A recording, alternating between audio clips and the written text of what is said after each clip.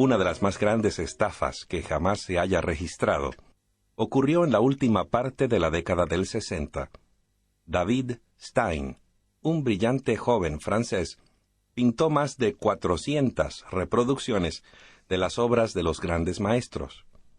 En realidad eran falsificaciones de obras de Picasso, Chagall, Renoir y Van Gogh, y de otros grandes artistas. Las firmó con firma idéntica a la de los renombrados pintores. Decididamente, eran obras maestras del engaño, tanto así que se las creyó auténticas. Hasta la fecha, solamente 110 de estas falsificaciones han sido detectadas y decomisadas. Stein fue arrestado en 1972 y estuvo en la cárcel de Sing Sing, en París, Francia. Fue puesto en libertad en 1980. Durante su estadía en la cárcel, su vida se transformó y decidió pintar de allí en adelante de su propia creación, usando su propia firma. Actualmente es un pintor y conferenciante renombrado, famoso en todo el mundo.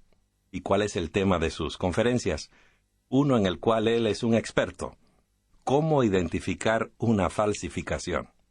Tenemos que reconocer que Stein ha demostrado que no siempre es fácil detectar una falsificación, ni aun para los expertos. Pero aún el ingenio mostrado por tan diestro falsificador se queda corto al compararlo con el padre de todo engaño y falsedad, Satanás. En lo tocante a estafa, engaño y falsedad, no hay quien lo iguale. Por supuesto, él no obra abiertamente. Trabaja a través de personas, poderes y agencias. Si se declarase abiertamente enemigo de Dios y la verdad, habría poco peligro de que un cristiano fuera engañado. Por eso trabaja detrás de las bambalinas, a veces simulando y engañando con el ropaje mismo de la religión. Con gran ingenio mezcla la verdad con el error, con el fin de apartar al ser humano de la verdadera adoración a Dios. Dios no nos deja a merced de este gran engañador, y nos ha advertido en la Biblia acerca del engaño más portentoso de todos los siglos, el cual ocurrirá en la hora final. La Biblia dice que Daniel tuvo un sueño acerca de bestias que subían de la mar. Estaba mirando en mi visión de noche, Daniel escribió, y he aquí que los 4 vientos del cielo agitaban el gran mar. Y 4 grandes bestias, diferentes la una de la otra, subían del mar. ¿Bestias que subían de la mar? ¿Qué significa eso? Dejemos que la Biblia misma nos dé la clave para interpretar esta profecía simbólica. En este sueño, lo primero que observamos es el elemento agua. En Apocalipsis se nos dice que las aguas que has visto son pueblos y multitudes, naciones y lenguas. En el mismo capítulo es Dios quien le dice a Daniel qué representan esas bestias. Daniel 7, versos 17 y 23. Estas 4 grandes bestias son 4 reyes que se levantarán en la tierra. La 4ª bestia será un 4º reino en la tierra. La palabra de Dios indica claramente que en la profecía bíblica la mención de una bestia significa un rey o un reino. Las bestias que emergen de zonas pobladas de la tierra representaban ciertas naciones que iban a surgir. Note usted cómo las describe en Daniel 7, verso 3. Y 4 grandes bestias, diferentes la una de la otra, subían del mar. La primera era como un león, y tenía alas de águila. Daniel 7, verso 4. Y aquí que otra bestia, semejante a un oso, se levantó a su lado. Tenía en su boca 3 costillas entre sus dientes. Después de esto yo miraba, y aquí otra bestia, como un leopardo, que tenía en sus espaldas 4 alas de ave. Después de esto miraba las visiones de la noche, y aquí una 4ª bestia terrible y espantosa, fuerte en gran manera. Esta tenía grandes dientes de hierro, devoraba y desmenuzaba y pisoteaba las sobras con sus pies. Era muy diferente de las bestias que habían aparecido antes de ella y tenía 10 cuernos. Un verdadero zoológico. Notará usted que ninguna de ellas es una bestia común. Cada una tiene alguna característica especial que ayuda a entender la visión. Al meditar Daniel sobre esta visión, seguramente recordó el sueño del gran rey Nabucodonosor, ese sueño de la estatua. En ambos sueños, los símbolos usados cubren los 4 imperios del mundo antiguo, comenzando con Babilonia y continuando con los imperios medo-persa, greco-macedónico y romano, y culminando con la venida de Jesús y el establecimiento de su reino eterno. Volvamos a estas bestias o naciones, que surgen de la parte habitada de la tierra. La primera era como un león, y tenía alas de águila. Yo estaba mirando hasta que sus alas fueron arrancadas, y fue levantada del suelo. Luego se quedó erguida sobre los pies, a manera de hombre, y le fue dado un corazón de hombre. ¿Qué otra imagen podría simbolizar mejor a Babilonia? El primer imperio mundial, representado por la cabeza de oro de la estatua, que un león, el rey de todos los animales. Los antiguos babilonios usaban el león para representar su imperio. Los arqueólogos descubrieron en las ruinas de Babilonia este símbolo del león con alas de águila. Así como el león es reconocido por su fuerza y poder de conquistar, las del rey Nabucodonosor fueron insuperables. La rapidez con que Babilonia obtuvo poder y amplió su imperio está apropiadamente simbolizada por las alas de águila. Note usted que en otro lugar, Dios usa el mismo símbolo del león para representar a Babilonia. Jeremías 4, verso 7. El león sale de su espesura. Se ha puesto en marcha el destructor de las naciones. Ha salido de su lugar para convertir tu tierra en desolación. El soberbio y prepotente rey de Babilonia imaginaba que su reino duraría para siempre. Aparentemente no cabía en su mente la idea de que otra nación pudiera reinar sobre el mundo. Hizo inscribir en los ladrillos de sus edificios las palabras, que pueda durar para siempre. El 13 de octubre del año 539 a.C., acabó en forma nada gloriosa el reino de Babilonia, representado por la cabeza de oro en la estatua que soñó Nabucodonosor y por el león con alas de águila del sueño de Daniel. El reino o imperio representado por la segunda bestia, el oso, no puede ser otro que la conquistadora nación de Medo-Persia, el mismo reino representado por los brazos y pecho de plata en la gigantesca estatua de metal. Al observar esta bestia en visión, dijo Daniel, se levantó a un lado. Tenía en su boca 3 costillas entre sus dientes. Daniel dijo que el oso tenía 3 costillas entre sus dientes, pero la Biblia no las da por nombre. Sin embargo, la mayoría de los estudiosos de las Escrituras convienen en que las 3 costillas representan a Lidia, Babilonia y Egipto, los 3 países principales que fueron como devorados por los ejércitos medo-persas. El imperio persa duró 2 siglos, pero por más fiero y fuerte que haya sido, Dios le reveló en el sueño a Daniel que lo suplantaría otro, representado por una nueva bestia. Después de esto yo miraba, y aquí otra bestia, como un leopardo, que tenía en sus espaldas 4 alas de ave. Esta bestia también tenía 4 cabezas, y le fue dado dominio. De la misma manera como el andar de un oso no puede rivalizar con la carrera súbita y veloz de un leopardo, los ejércitos medo-persas no pudieron defenderse del rápido avance de Alejandro Magno. En el sueño profético de Nabucodonosor, el vientre y los muslos de metal de la imagen representaban el tercer imperio mundial, el de Grecia, el cual aparece como el leopardo en el sueño de Daniel. Las 4 alas describen la gran velocidad de las conquistas de Alejandro Magno. Alejandro derrotó a Darío III de Persia en la batalla de Arbela en el año 331 a.C., lo cual lo convirtió en menos de 12 años en el gobernante del más grande imperio mundial por su extensión territorial que se haya conocido. Las 4 cabezas del leopardo representan las 4 divisiones de Grecia. Daniel 8:22 dice: 4 reinos se levantarán de esa nación. La historia cuenta que efectivamente el imperio griego se dividió en 4 partes. Alejandro murió a la edad de 31 años, precisamente 7 años después de la gran batalla de Arbela.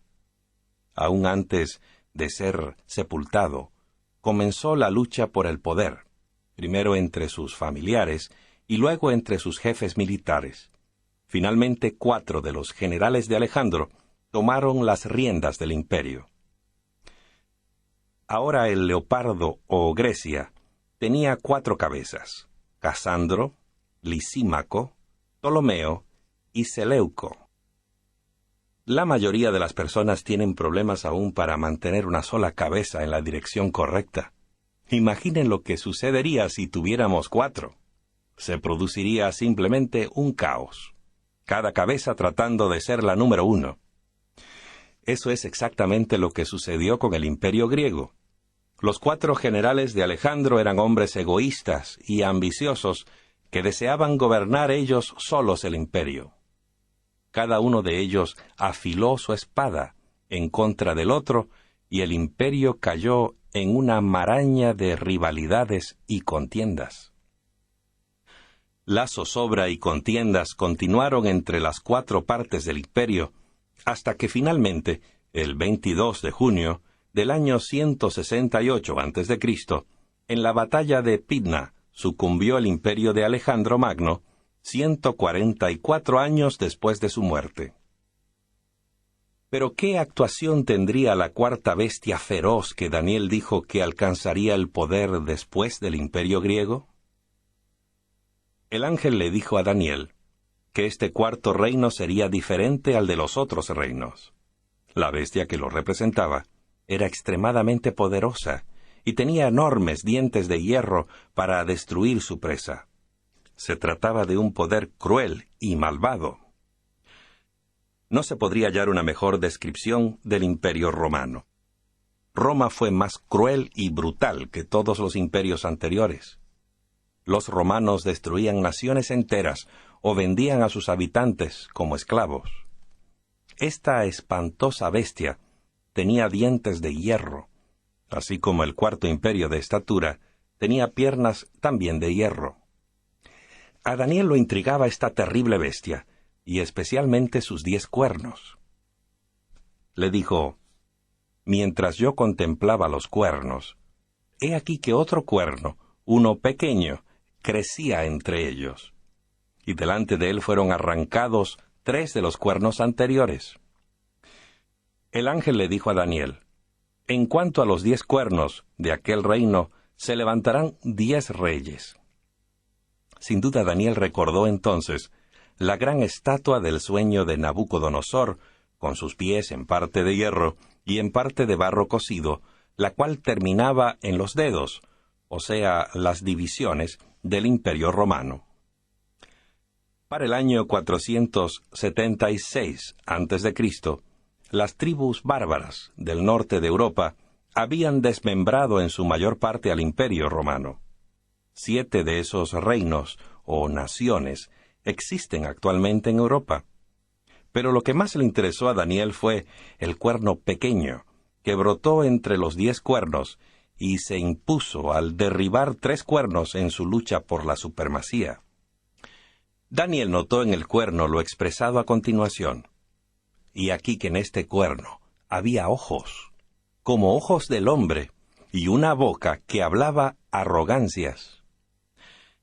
La visión de este cuerno pequeño le causó desasosiego a Daniel. En cuanto a mí, Daniel, mi espíritu se turbó, y las visiones de mi cabeza me alarmaron.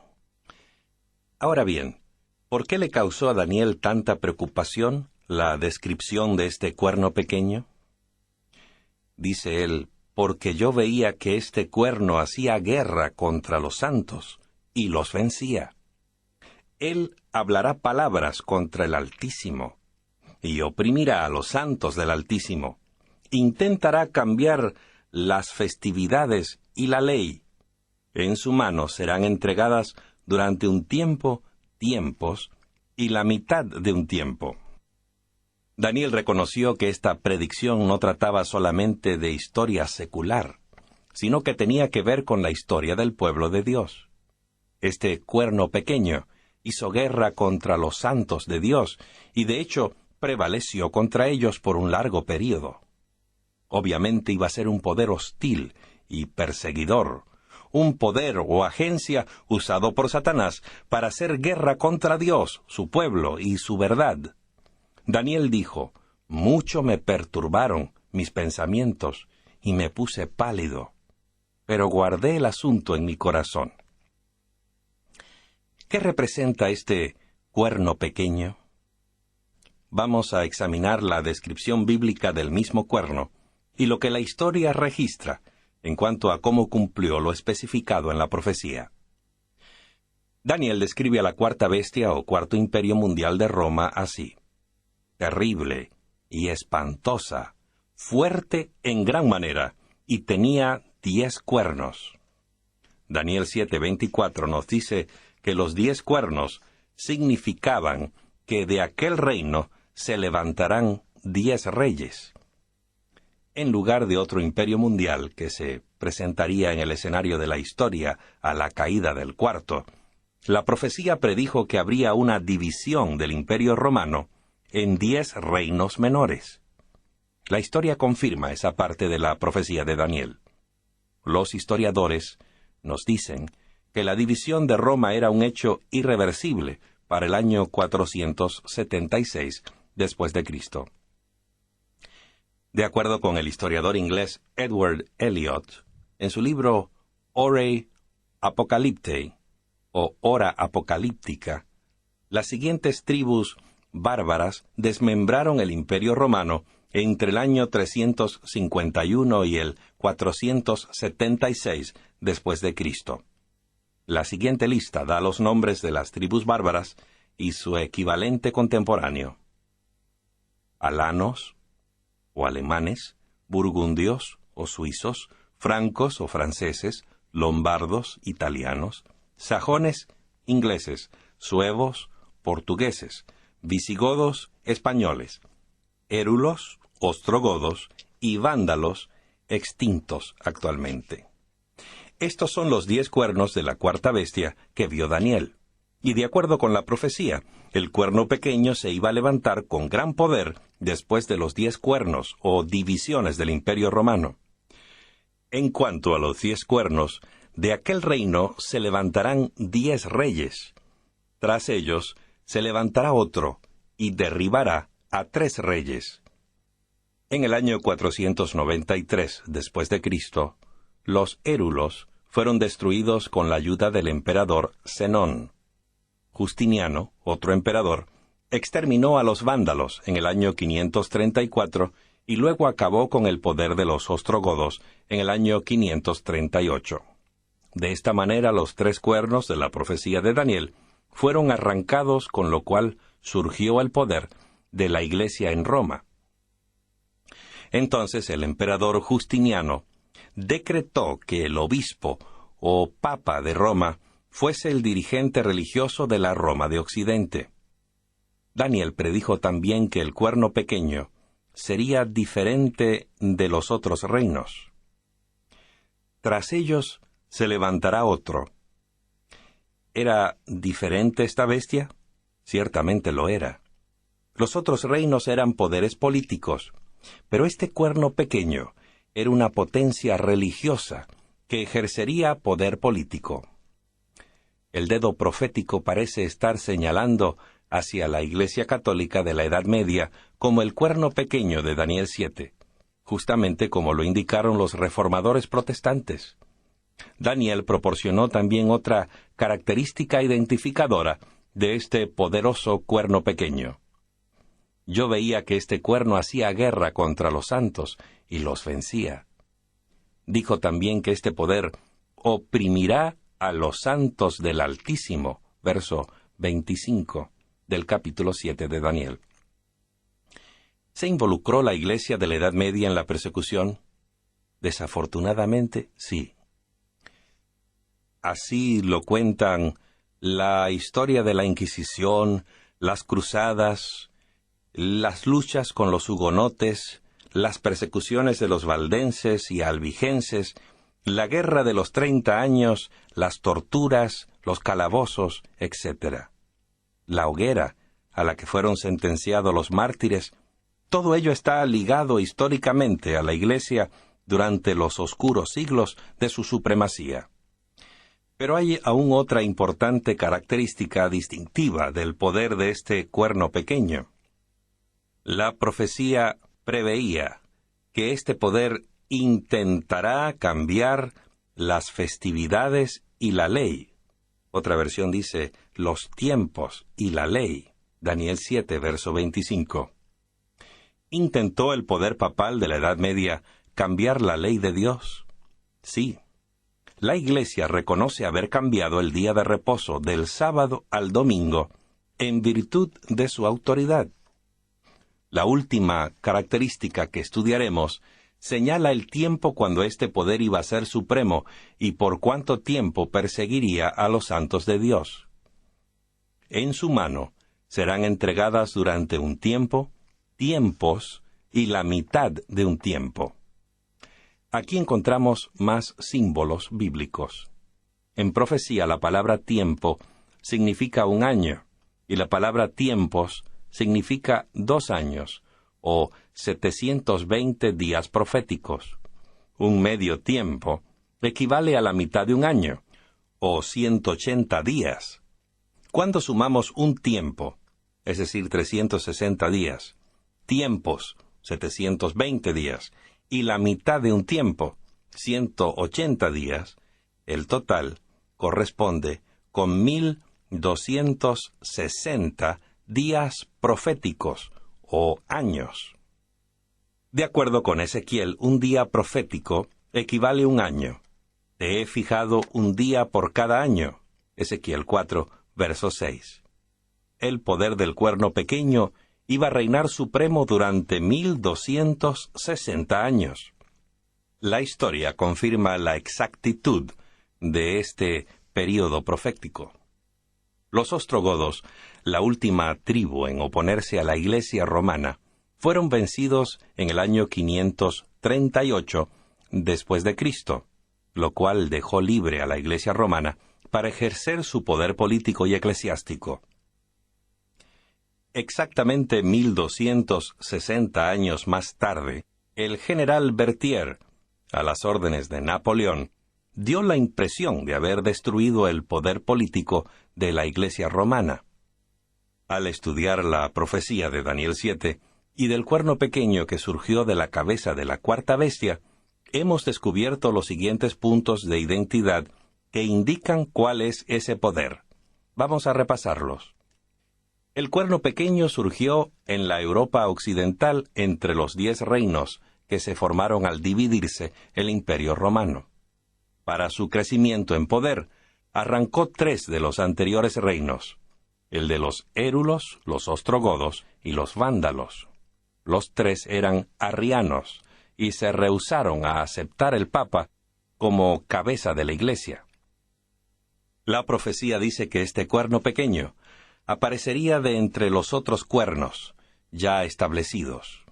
Esto significa que este reino se establecería después del 476 después de Cristo. Este poder sería diferente al de los otros reinos. Era tanto un poder político como religioso. El cuerno pequeño perseguiría o quebrantaría a los santos. Yo veía que este cuerno hacía guerra contra los santos y los vencía. Daniel 7, versos 21 y 25. Este poder pensaría en cambiar los tiempos y la ley. En otras palabras, imaginaría que tenía poder para cambiar los tiempos y los mandamientos de Dios. Daniel 7:25. La profecía señala además que iba a reinar supremo por un período de 1260 años. La Biblia dice, en su mano serán entregadas durante un tiempo, tiempos y la mitad de un tiempo. Según esta profecía, hubo solamente un poder en el mundo que surgió en el tiempo y el lugar precisos para cumplir todos estos detalles. Este poder es la Iglesia romana. Vamos a adelantarnos ahora hasta llegar al clímax de la gran profecía de Daniel, pues tiene un final muy feliz para el pueblo de Dios. Mientras Daniel contemplaba en visión los poderes de la tierra, luchando en busca del dominio político y religioso, su atención se volvió de pronto a lo que ocurría en el cielo. Estaba mirando hasta que fueron puestos unos tronos, y se sentó un anciano de días. Su vestidura era blanca como la nieve, y el cabello de su cabeza era como la lana limpia. Su trono era como llama de fuego, y sus ruedas fuego ardiente. Un río de fuego procedía y salía de delante de él. Miles de miles le servían, y millones de millones estaban de pie delante de él. El tribunal se sentó, y los libros fueron abiertos. Daniel vio cuando Dios el Padre, llamado aquí anciano de grande edad, llegó y se sentó en su glorioso trono. Note usted cómo describe Daniel este acontecimiento. Hasta que vino el anciano de días. Ahora el tribunal estaba listo para el comienzo del juicio. El tribunal se sentó, y los libros fueron abiertos. Se le mostró a Daniel el juicio en el cielo, y a Dios juzgando al cuerno pequeño que les hizo guerra a los santos. Daniel vio también el resultado de este juicio. Pero el tribunal se sentará, y le será quitado su dominio, para ser exterminado y destruido por completo. Entonces Daniel vio algo muy especial y hermoso que sucedió después que el Padre tomó asiento y el juicio estaba listo para iniciarse. Estaba yo mirando en las visiones de la noche, y aquí que en las nubes del cielo venía alguien como un hijo del hombre. Llegó hasta el anciano de días, y le presentaron delante de él. ¿Quién es esta persona distinguida llamada el Hijo del Hombre, que fue presentada delante del juez eterno? Jesús se aplicó a sí mismo este término más de 40 veces en el Nuevo Testamento. Les dijo a sus asombrados discípulos, dijo, «El Hijo del Hombre ha de ser entregado en manos de hombres, y le matarán, pero al tercer día resucitará». A Judas, el discípulo traidor, le preguntó Jesús, «Judas, ¿con un beso entregas al Hijo del Hombre?» Pero la declaración más importante la dirigió al sumo sacerdote que pertenecía al Sanedrín que condenó a Jesús. «De aquí en adelante veréis al Hijo del Hombre sentado a la diestra del poder y viniendo en las nubes del cielo». Aquí Jesús se identifica a sí mismo, sin duda alguna, como el Hijo del Hombre que Daniel vio en visión, aquel que venía en las nubes del cielo. Cristo se presenta en el juicio para representar a todos los pecadores que lo han aceptado como su defensor y mediador. Como nuestro abogado en esa corte, nunca ha perdido un caso. El texto dice que los libros se abrieron. El tribunal se sentó y los libros fueron abiertos. Los libros tienen escrito cada acto de nuestra vida, bueno o malo. Registran también las oportunidades que Dios nos ha dado y la forma como respondimos a ellas. Si aceptamos a Cristo como nuestro Salvador y Señor, entonces, cuando nuestro caso se presenta delante de Dios, Cristo se adelanta como nuestro Salvador, implicando con ellos que su muerte se ha encargado ya de cada pecado que hemos cometido. En ese día, su vida sin pecado toma el lugar de la vida pecaminosa que hemos vivido, y la única cosa que considera el Padre en nuestro registro es la vida sin mancha de Cristo que se nos ha acreditado en nuestro favor. Tendremos vida eterna, no por lo que hayamos hecho, sino por lo que Cristo ha hecho en la cruz por nosotros.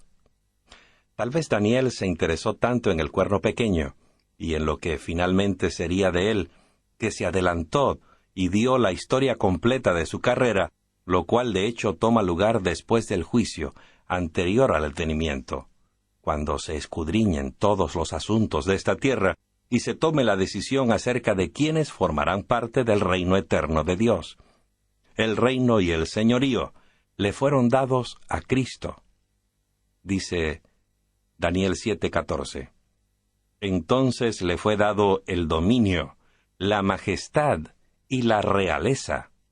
Todos los pueblos, naciones y lenguas le servían.